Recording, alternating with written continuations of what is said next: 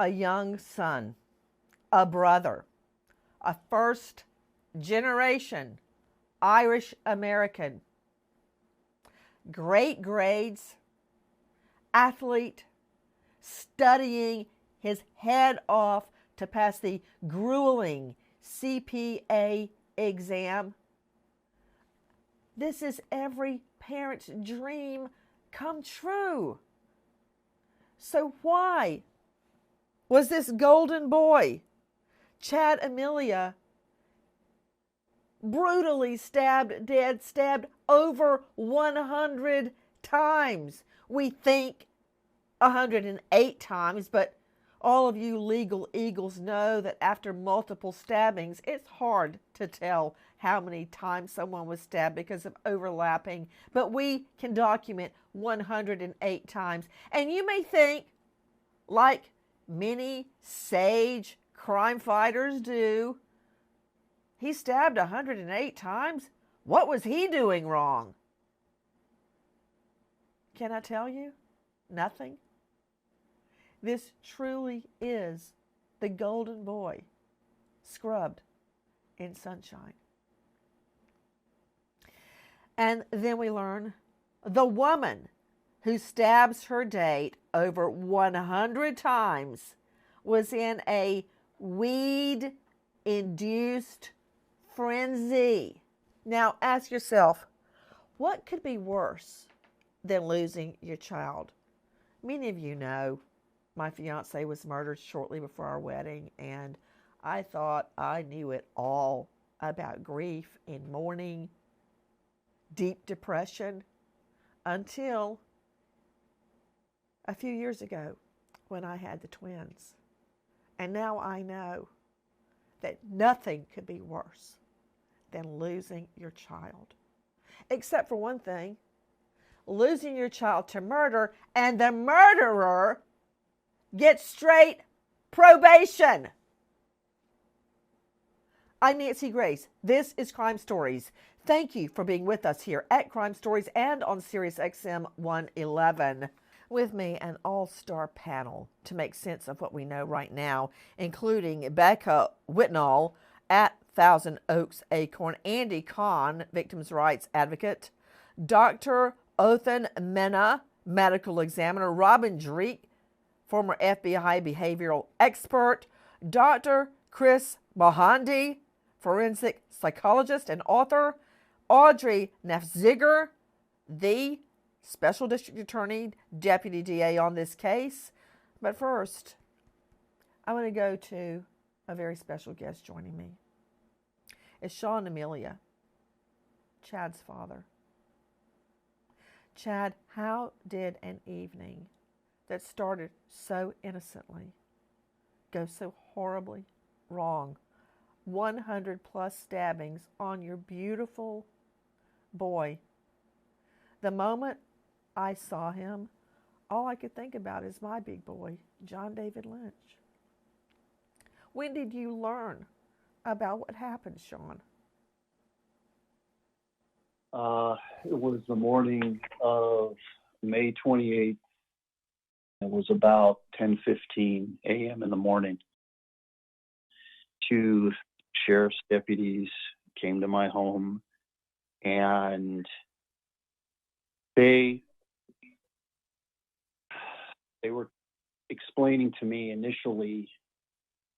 Actually, they were trying to determine if I was Chad's father, and when I gave them that information. Well, wait, where were you? Were you in the kitchen having coffee? Were you getting ready for work? What was happening?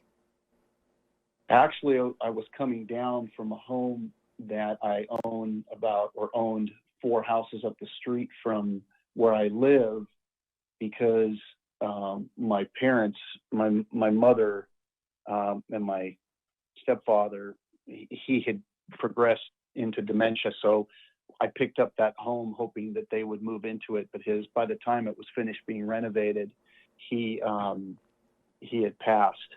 Oh. So she never moved into that house. So you guys all grew up as a big extended family. You're all Irish. You came to the U.S. and your son was the first generation American. Yeah, that's correct. Yes. So the gentleman asked me, he showed me a picture. Chad had a tattoo of what's called a triquetra. It's a Celtic Irish symbol on his forearm, and it symbolizes the Father, Son, and the Holy Spirit, and the unity of all things in the world. And that's how they asked me to identify him. And I said, yeah, that's my son's tattoo. And then I said, I'm extremely worried about what you're doing right now. What's going on? Okay, wait a minute. And Let me understand something, Mr. O'Melia. Guys, you were hearing Sean O'Melia. This is Chad's father. And he comes up to his home and there's LE law enforcement. And what would you do if somebody says, does your son have a tattoo of the Father, the Son, and the Holy Ghost? I would want to know what's going on. The worst would go through my mind. What happened? well, I gave them acknowledgement. Yes, that's my son's tattoo. And I said, what's going on? And then they asked me immediately. There's two of them. They said, what can you tell us about his girlfriend? And I looked at them and I said, he doesn't have a girlfriend.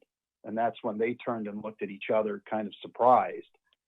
And I said, you guys are really worrying me at this point. What is going on? And, Chad was an incredibly strong young man. He was very fit, very tough. And the sheriff said to me, well, he's been stabbed. And at that moment, I thought, okay, I need to go see him wherever he is. I just thought he'd be in a hospital somewhere, or, he was not, I didn't even, it didn't even dawn on me or occur to me that what he was going to say next, because I said, well, I want to go see him. Where is he? And he said, we cannot allow you to go to this scene. He's deceased. And that's when I realized, that, I just couldn't believe what happened. So I literally dropped to my knees, and I couldn't believe what they had told me. And then at that point, just by coincidence, one of my uncles, who is the matriarch of our family, he just happened to pull up into my driveway. And, thank God that he did, because, he kind of pulled me together, and then we all went into the kitchen. I went into the kitchen with the two sheriffs and my uncle, and I had to explain to him what they had just told me. He couldn't believe it. And then the sheriffs asked me right after that, they said, look, we need to notify his mother. Do you want to do that, or do you want us to do it? And I said, well, I don't want her to find out the way I just found out, so I will take care of it. And I called her immediately, and she had an appointment that she was headed to, and I asked her to cancel the appointment. And I drove to her home, which was very close to my home, and I sat her down, and I had to tell her. I'd say, Michelle, I just got some really bad news. Chad, he's dead. And, from that moment forward, it was like literally was like looking into her eye and seeing something just break in a human being. Never seen anything like it before, but that's what happened. And I was concerned about leaving her, because I had to, obviously the next person I had to go drive and tell was my mother, and they were very close. And I just, reached out to her sister and said, you need to come here. She cannot be here by herself. And she has really good friends, strong friends. So they came and supported her. And then I left, and I had about an hour and 45-minute drive to get to my mom's house. And I remember,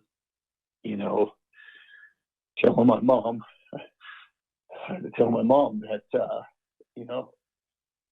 same thing. I sat her down and just said, Mom, and she knew something was wrong because I was there with my Uncle Noel, my Uncle Christopher.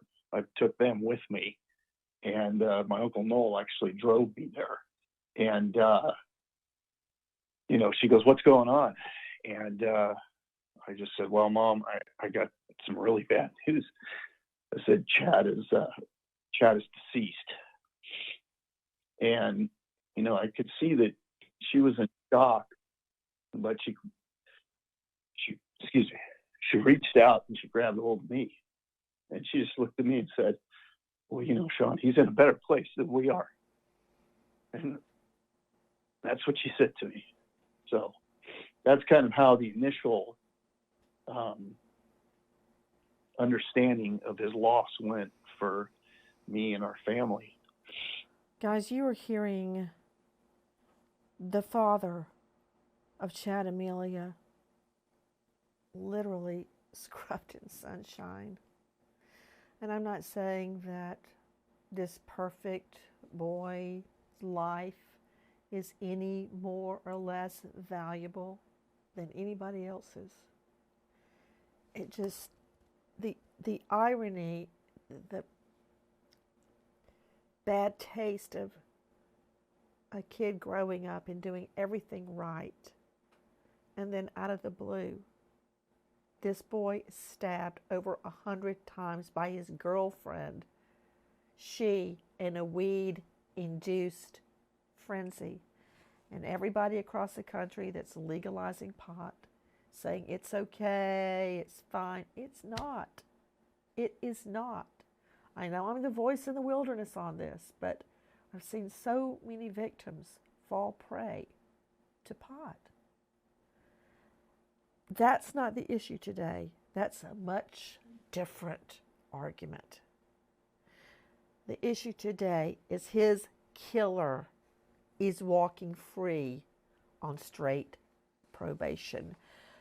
To Audrey Nafziger, Ventura County Senior Deputy District Attorney who prosecuted this case, she did not agree with straight probation. This was not a deal.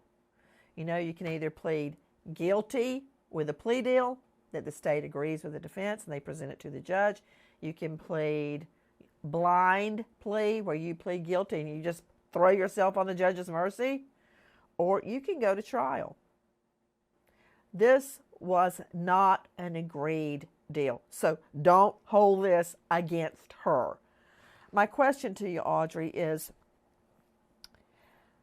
when you hear Mr. O'Melia speaking, I know for all the years I prosecuted violent crimes, I would add that pain to my own heart, and I carry it around to this day.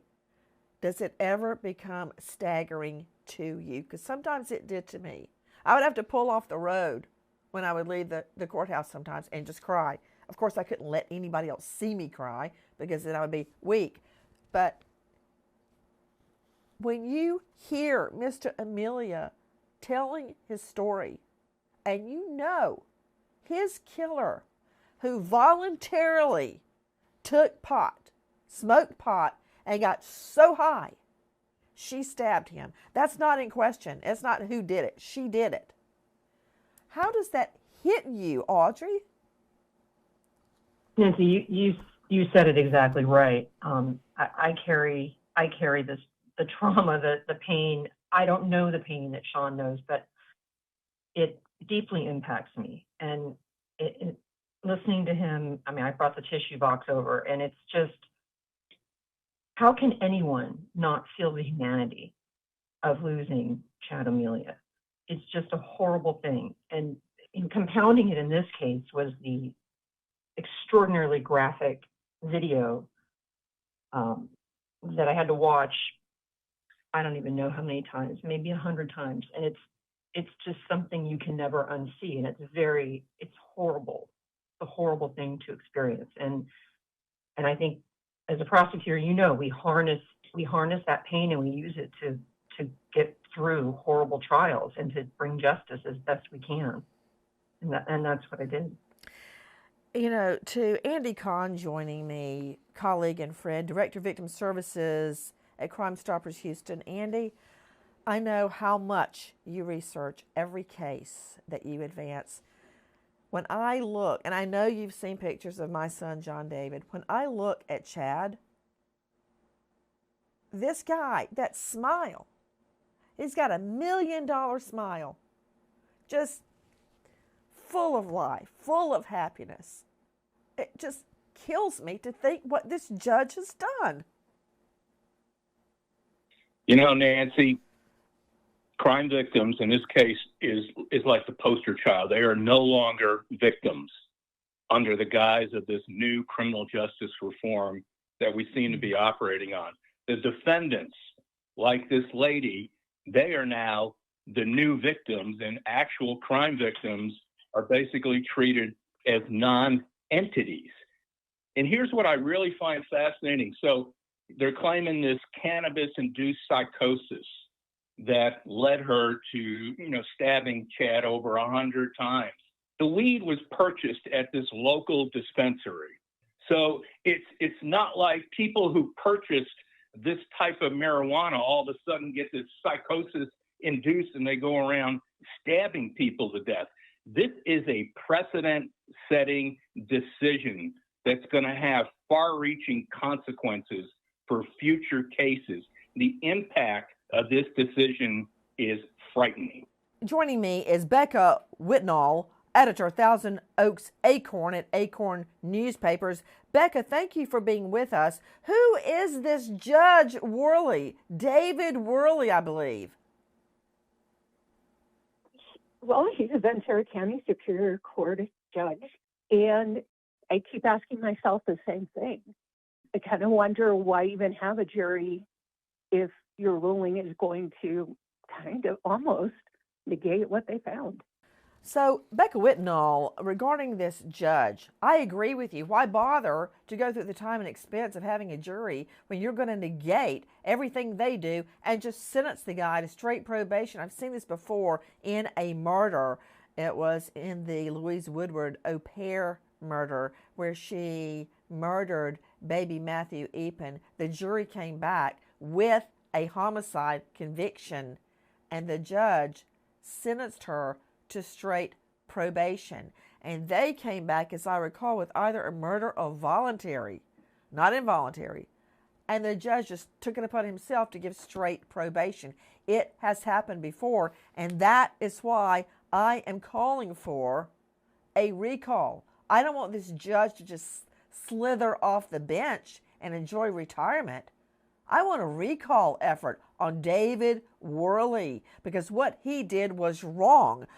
To you, Sean O'Melia, I've looked up Worley. He was basically an ambulance chaser in a law firm and then somehow got appointed to the bench and then ran.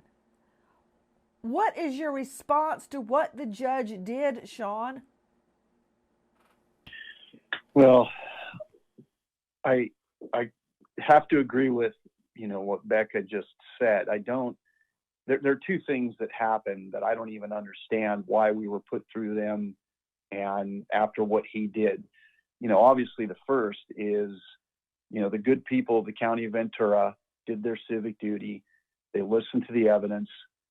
They listened to the facts, and they came to a unanimous decision in a very short period of time.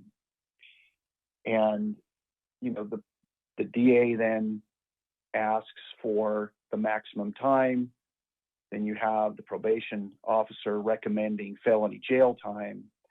And then all of a sudden, all of that collective information gets put in the hands of one individual where there's no checks and balances on.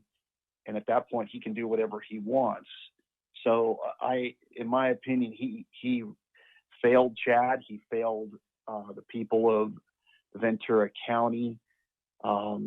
He really did not do, in my opinion, he didn't do his job reviewing it objectively and seeing this in the facts that the person as an individual. He was too focused, I believe, on the perpetrator of the crime is an individual and not on the facts of the case. To Dr. Chris Mohandi joining us, forensic psychologist, author of Evil Thoughts, Wicked Deeds. Dr. Mohandi, thank you for being with us. I was listening to what Sean O'Melia was saying as he described being told his son had been stabbed. His immediate reaction was much like mine was when Keith was murdered. I thought if I could just get to him, I could fix it. I could get him to the right hospital, the right doctor. We could perform the right surgery or methods, and everything was going to be fine. That did not happen. It's almost as if you can't take in what you're hearing. What is that psychological phenomena? Well, I think it's just so traumatic and overwhelming to be presented with the idea that somebody that that you're so basically attached to as your own child, as a parent. There's no way, it's unfathomable. It's just something that your mind is incapable of processing. It's too much. So that denial is the first thing that comes up. No, this can't be. And that is actually the beginning of the grief process, is that denial. But it's just such a powerful thing because it goes to that basic, attachment, as well as the idea that, your kids, we're not supposed to see our kids, pass away and die from any cause. We're supposed to go first. I think it's that the idea that your son or your fiance has been murdered is so out of left field that your mind tries to apply normalcy to what you're hearing and somehow in your mind fix it and make it something acceptable. I don't think your mind, I'm certainly not a shrink, can take it in. What exactly happened? How did the judge reach this outrageous decision that a woman in a pot-induced frenzy who stabs her boyfriend 108 times should walk free? What happened that night? Listen to investigative reporter Nicole Parton. Vinny Oliveira is upstairs in his room when he hears the sounds of things breaking downstairs. Taking a look down the stairs, Oliveira sees O'Melia and Spejcher's dogs together on the landing area, looking scared. Heading downstairs, Oliveira sees furniture toppled, the couch is flipped over and covered in blood, and O'Melia is severely wounded. Oliveira says there is a hole where his heart is, with blood everywhere, and O'Melia says, "Vinny, please help me. She stabbed me." Vinny Oliveira runs back upstairs to get his phone to call for help. To Dr. Othan Mena, Ventura County Assistant Chief Medical Examiner, who performed the autopsy on this young man, Chad O'Melia. Dr. Othan Mena, the chairs were turned over, furniture was tumbled around. It was clearly violent. Very violent. He tried to protect himself. But is there any way that someone can be saved if they've been stabbed in the heart? Was he stabbed in the heart, or did it just look that way to the roommate? Yes, he was stabbed in the heart, and also the lungs and liver.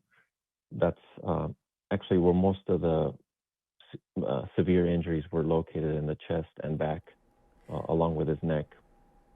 Can anyone survive a stab to the heart, Dr. Mena?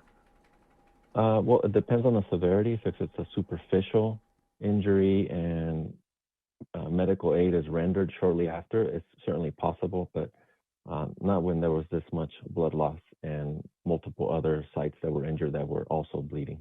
According to the defense, the defendant in this case, the girlfriend, Bryn Spejcher, had a, quote, psychotic break from reality, and that therefore her use of cannabis pot was involuntary. I mean, the law is very clear, is it not, Audrey Neff-Ziger, that voluntary use of drugs or alcohol is not a defense. Never a defense unless you, the defendant, are completely comatose. And she's not comatose because she's throwing over sofas and coffee tables and stabbing the victim over 100 times. So her voluntary use of pot is not going to be a defense. That's correct. That's exactly what the law says, and that's what the jury found in this case. Let me ask you this. Dr. Mahandi joining us. Did you administer a psychological test to Spejcher before trial? Did you learn anything about the amount of pot she ingested? Well, the psychological test, like the MMPI-2, which is what I use, the Minnesota Multiphasic Personality Inventory 2, does not have anything to do with determining how much, cannabis she ingested. That's derived from the toxicology that was from the blood draw at the hospital and so forth. So that testing post, event that I did from a psychological standpoint is not what's going to result in the, cannabis-induced psychosis. That's not what's going to result in the cannabis-induced psychosis diagnosis. That's derived from the fact that there was nothing else in her, that she did test positive for THC, and that she has no other history, no other agents that could have caused it, and that it remitted. That means the symptoms went away as soon as she came down from the intoxicating properties of it. Yeah, I understand. So her state of mind was completely due to smoking a bong. I don't get it, Sean, O'Melia. This is Chad's dad. When someone is drunk out of their gourd and they have a car crash and kill a young man, they go down for vehicular homicide, right? So why is this any different? She was sucking on a bong and then went into a pot frenzy and murdered Chad. How is that different? I don't think it is different. And not being an attorney, it's very hard for people that just go to work every day to take care of their families to understand how you stab somebody 108 times and you don't go to prison. I think there's a case pending right now that's going to be very interesting to hear what the outcome is. It's the Rebecca Grossman case. I understand she ran over 2 people, and it'll be interesting to see if she's treated differently. I'm very curious why the judge thought the pot is any different, because isn't it true, Becca Whitnall, joining us from Thousand Oaks Acorn, at the time, Spejcher stated she had taken 1 puff of a bong but did not want to smoke anymore. Then she blames the victim, claiming he urged her to smoke more, and that, 2 or 3 more puffs made her go into a frenzy. I don't believe that for 1 minute. She's lying. Yeah, she apparently, and Audrey, please jump in if I'm misstating this, but apparently she had taken the first hit and wasn't told Chad she wasn't feeling anything. So he says, "Oh, let me reload it," and then she takes the second hit, and that's when all hell breaks loose. I find it really hard to believe that she was in a frenzy after 2 puffs on a bong. But that said, what else do we know happened that evening? Listen to Crime Online. Benny Oliveira runs back down the stairs, dialing 911 on his cell phone. Oliveira sees Bryn Spejcher's attack on Chad O'Melia hasn't ended. She's still stabbing him as he's fallen to the ground.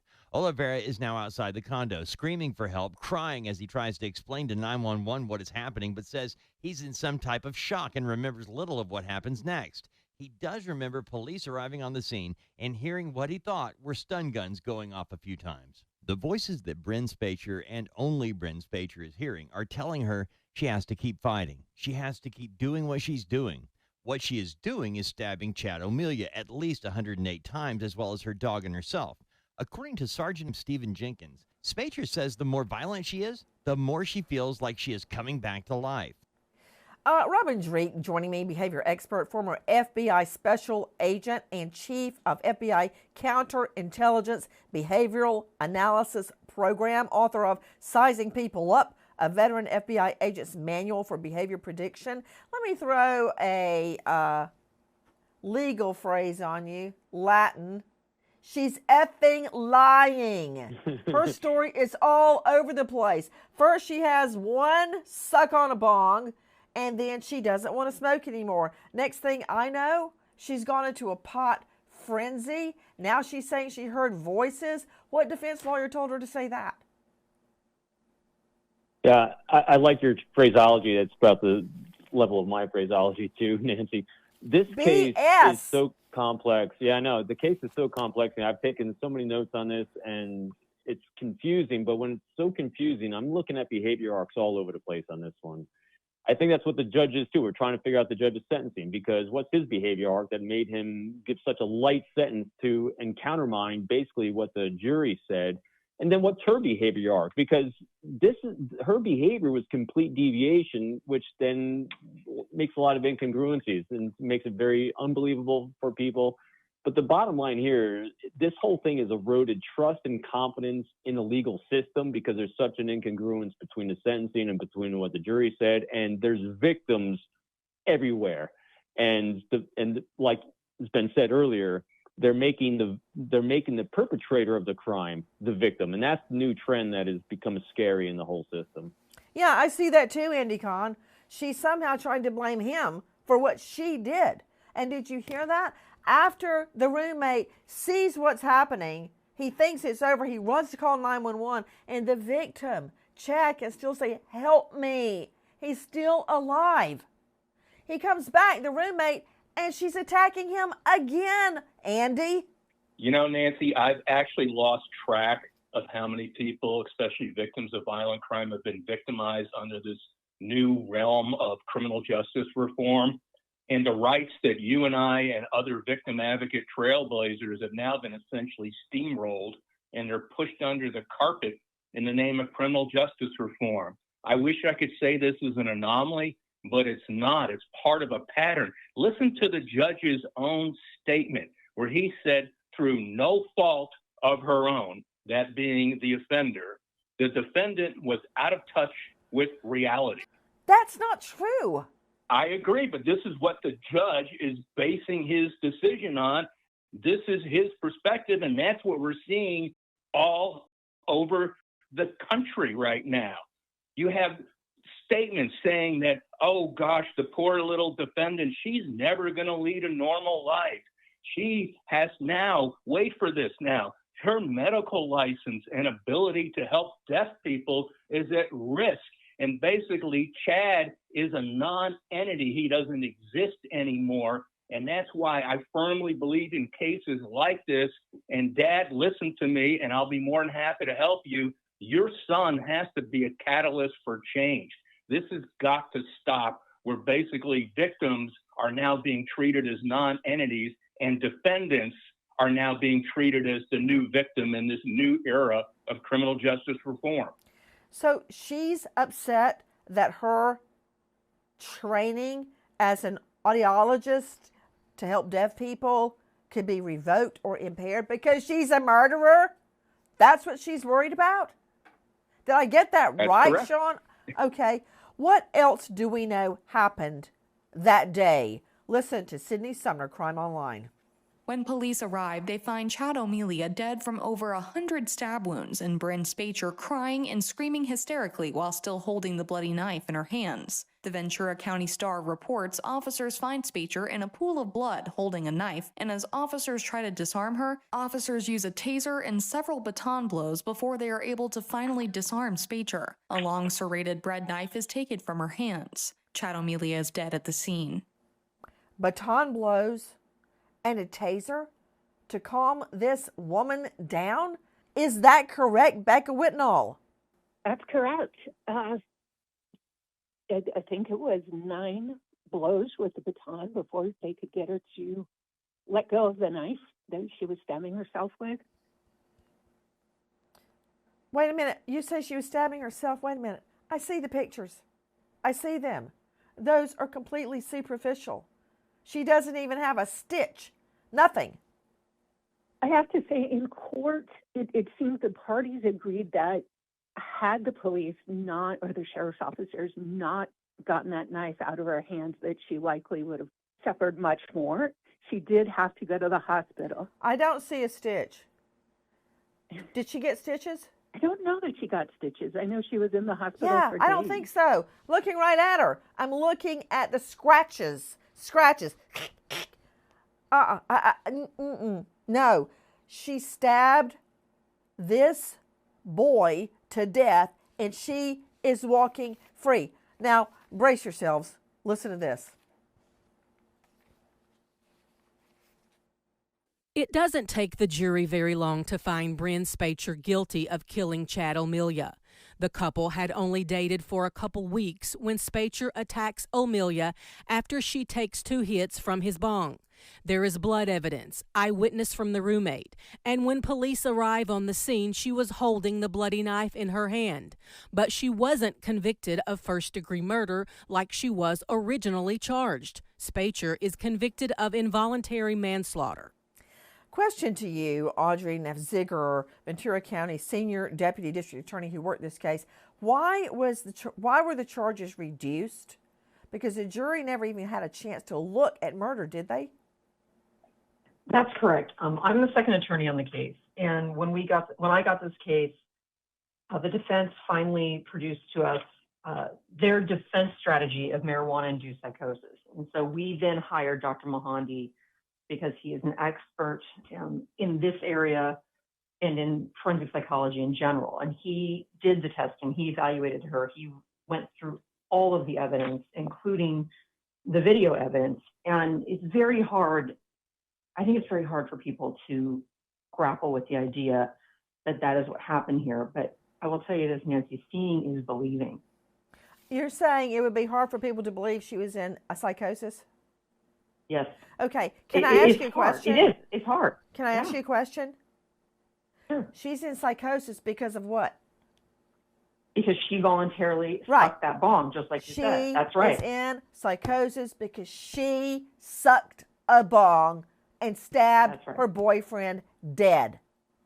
And I've got to tell you, this woman did not just descend down from heaven. The roommates were very suspicious of her and thought that the victim, in this case, Chad O'Melia, was moving way too fast with her. Take a listen to our cut 2 from Nicole Parton. Chad O'Melia lives in a condo in Thousand Oaks with 2 roommates and his dog.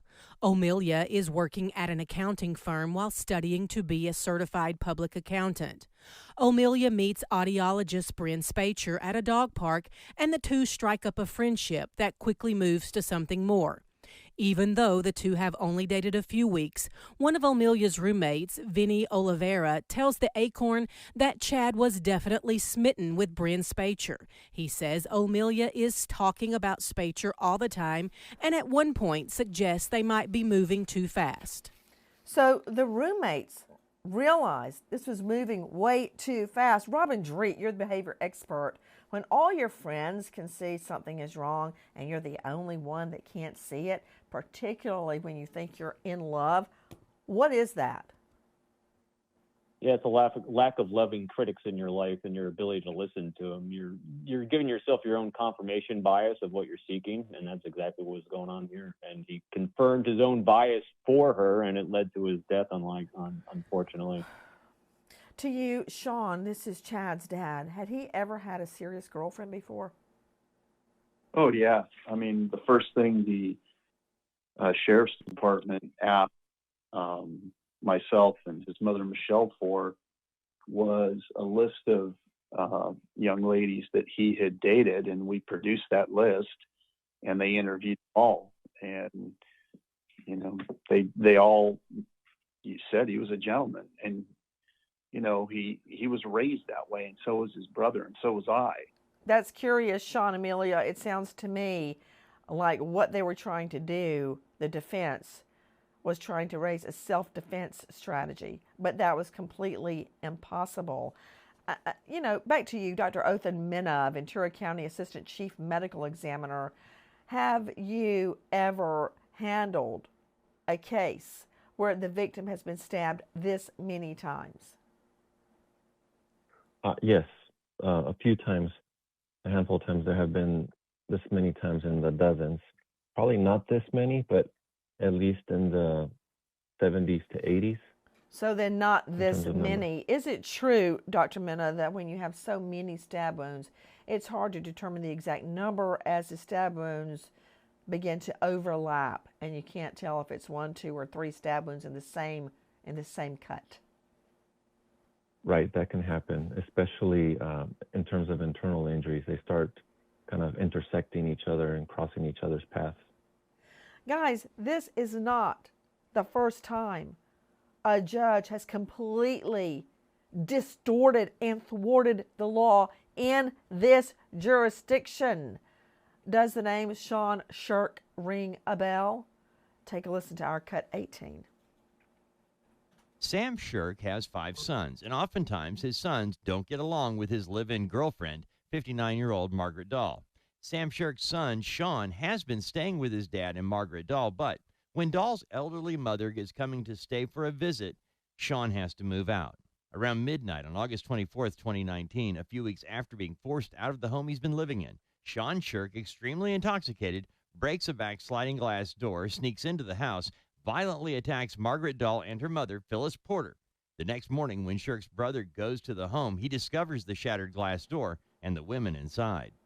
2 women dead. Now take a listen to Cut 20. Sean Shirk's defense attorney begins working to have the double homicide charges reduced to involuntary manslaughter.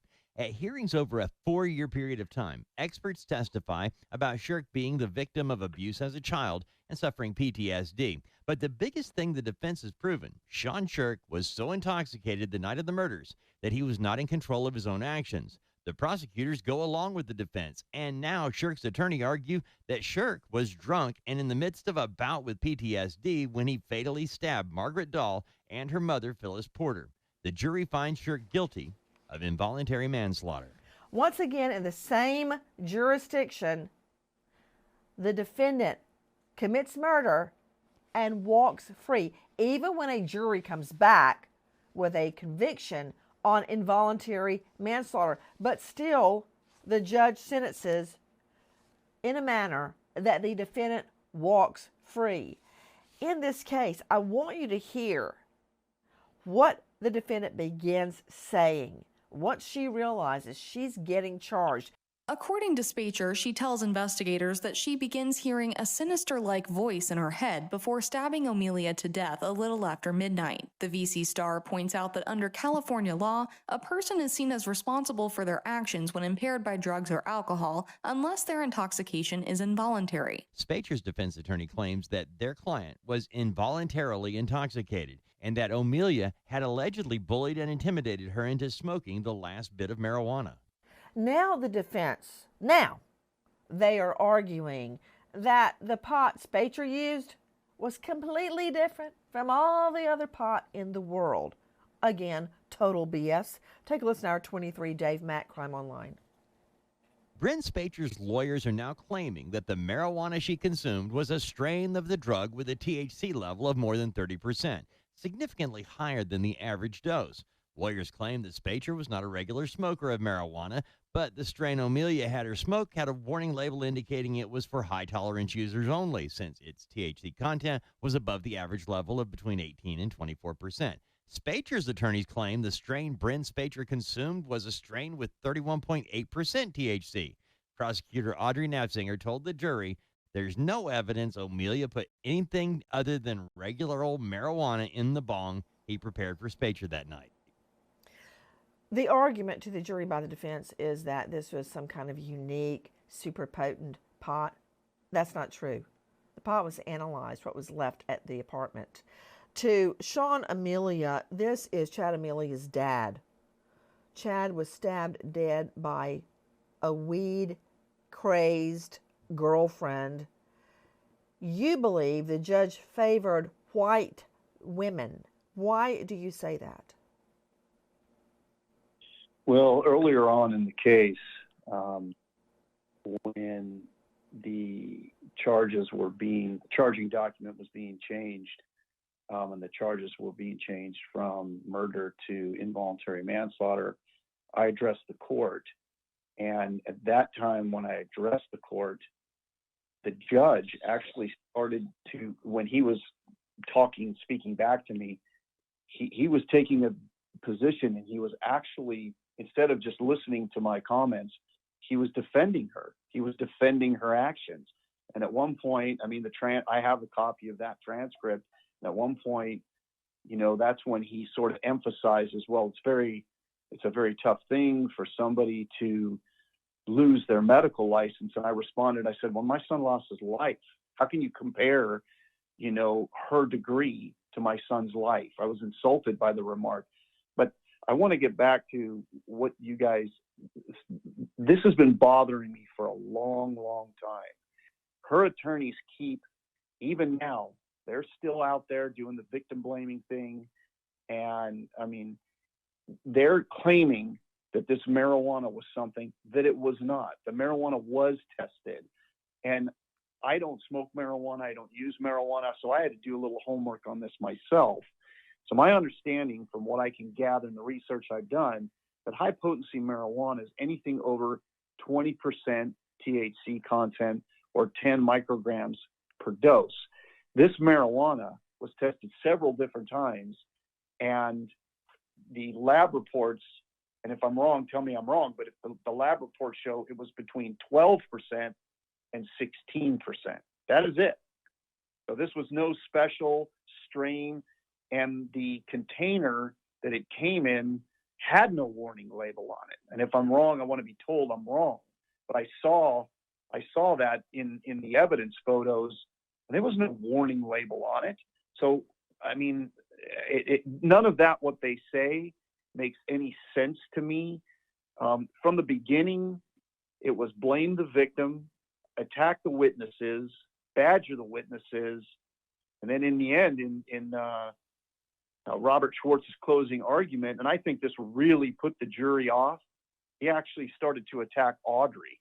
I mean, he was attacking the prosecutor, who had nothing to do with this other than presenting the evidence and the facts. So I'm disgusted in those two individuals as human beings. And I'm also disgusted with the judge for allowing it. And you're allowed to argue in a closing statement. That's what it's all about, closing arguments. But you are not allowed to spout incorrect facts that are not in evidence, which is what he did. And attacking the prosecutor, that's to be disallowed. But, and we keep referring to her as a doctor. She's not a doctor. She has a doctorate in audiology. She is not a medical doctor. And her whining about how murdering your son is going to affect her future, I don't quite get that. And again, I understand where you're coming from. I'm not as angry about the BS claim that this is special potent marijuana.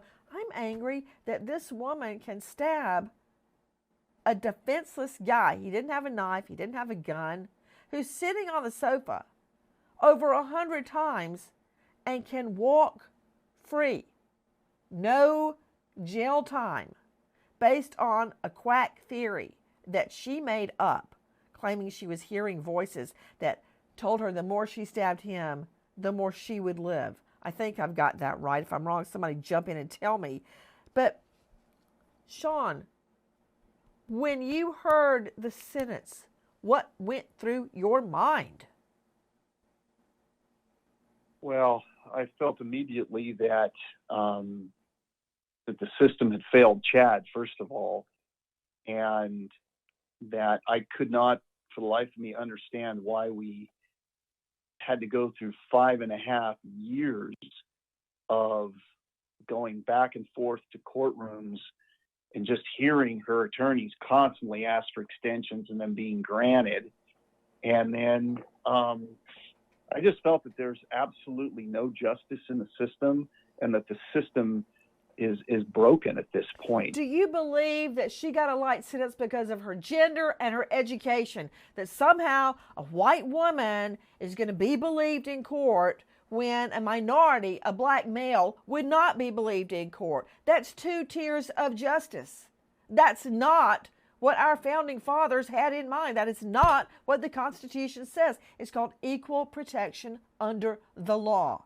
Lady Justice is blind for a reason. She's not supposed to get a break because she's a more affluent, educated white female. That's not okay. Yeah, I agree with you. And to answer your question, I absolutely feel that way. I said earlier in my comments, he didn't separate himself from seeing her as you described, and he just saw her that way and said, this isn't the type of person that I should put in prison. For some reason that must have went through his head. But her brother, when he got up to give his remarks, and I was really angry about this, it was very difficult at times for me not to stand up and say things in that courtroom, because we went through this exercise of, giving the victims impact statements, which Judge Worley didn't even consider. He had written his remarks prior to and read from them on his sentencing decision. So we shouldn't have been put through that. But her brother gets up there and says, she's not the type of person that should go to prison. And I thought to myself, at that moment, do I stand up and say something here, or do I sit down? Like Chad, like in this case, Chad's not the kind of person that should be dead and buried. The people that are supposed to go to prison are people that break the law and don't adhere to the laws of the land. There is no like demographic, or there is no certain type of person that should or should not go to prison. You're absolutely right. I am just so distraught about how this sentencing went down and how this Judge Worley contorted the law. Is it true, Sean, that Chad's mother, grief-stricken, died during the trial? Yeah, about a year and a half after we lost Chad, she had type 2 diabetes, and she just kind of got depressed, and she stopped taking care of herself, and she was just isolated herself. And it's hard. You lose a child and you think to yourself, is it okay for me to be happy again one day? Is it okay for me to smile? Is it okay for me to be happy with my other son? And all those, like, it's a feeling of guilt if I'm with my other son. And it was the same for Michelle. And it was worse for her. And she just declined. And I got a call from her good friend, Lucretia Guzman. And she said, you need to get to the hospital right away. And I said, why? And she said, Michelle's not doing well.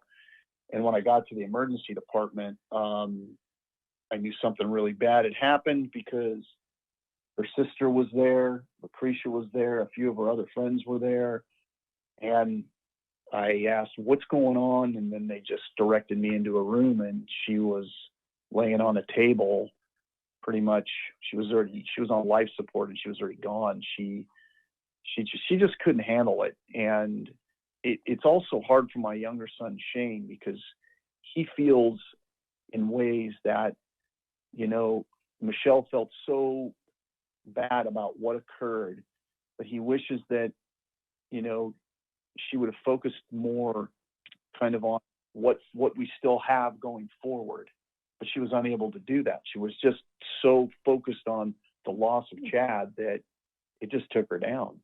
Sean, O'Melia, I don't know if you knew this or not, but as the killer, the girlfriend, Bryn Spejcher, was walking out of court, you know what she said, right? She started bitching that she could not believe The judge had sentenced her to probation and community service. She was actually complaining on her way out of the courtroom. She should have been lying prostrate in the floor thanking this judge for completely ignoring his duty. But instead, she was whining and complaining. I can't believe I got to do community service. Did you know that? Actually, I was unaware of that. I can't believe that she did say that, because she is lucky that she hasn't been incarcerated for murder. Given some of the other evidence that was presented that I don't think she thought was going to be presented, kind of doesn't surprise me. She portrays herself as one thing, and then this is who she really is. This is who this person is. And this is why when we saw the text messages that were presented during the case, we realized that, she's really not presenting herself truthfully. What did the text say? The texts were, she made this claim that she was a naive marijuana user, and that the text before, these were texts before she had met Chad, and the texts were illustrating that, she was talking to her friends about marijuana use and about edibles and about how you can put oil on ice cream and get high from the marijuana oil. So it kind of, and I so think she's the a jury killer would, and a liar. I don't think she faces the reality of what she's done. I think that she believes that for some reason that she shouldn't be held accountable for any of this. It hurts so badly to know that the judge discounted everything you and your family have been through and sentenced this killer to straight probation. If you want your voice to be heard, contact Governor Gavin Newsom. He needs to hear this. Gavin.Newsom at gov.ca.gov. Repeat, Gavin.Newsom at gov.ca.gov. His number is 914-445-2841. Make your voice be heard. This is not justice. And may Chad O'Melia and his mother find peace. Goodbye, friend. Guys, thank you for watching Crime Online with Nancy Grace here on YouTube. To get the very latest, subscribe to Crime Online here